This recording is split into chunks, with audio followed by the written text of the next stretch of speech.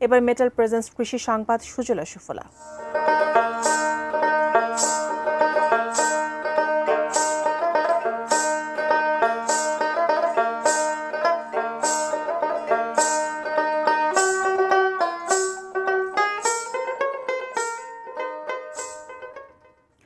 Pollinate হাউসে বিভিন্ন সবজির আবাদ করে লাভবান হচ্ছেন টাঙ্গাইলের কৃষকরা।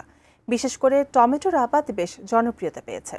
আবহাওয়া নিয়ন্ত্রণ করে চাষাবাদের এই পদ্ধতিতে পোকার আক্রমণ তেমন নেই, ফলে স্বস্তিতে থাকেন কৃষি উদ্যোক্তারা। টাঙ্গাইল থেকে মোহাম্মদ নাসির উদ্দিনের তথ্য ছবিতে ডেস্ক রিপোর্ট।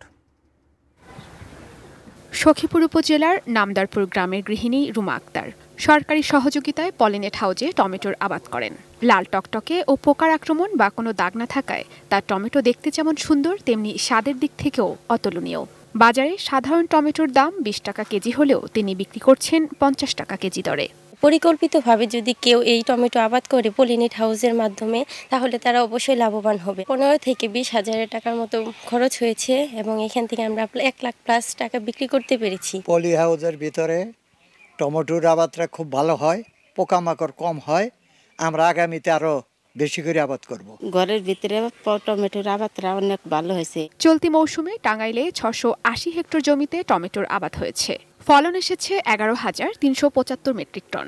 এবার বাজারে অন্য বছরের তুলনায় টমেটোর দাম অনেক কম ছিল। তারপরেও পরিকল্পিত আবাদে অনেকেই লাভবান হয়েছেন।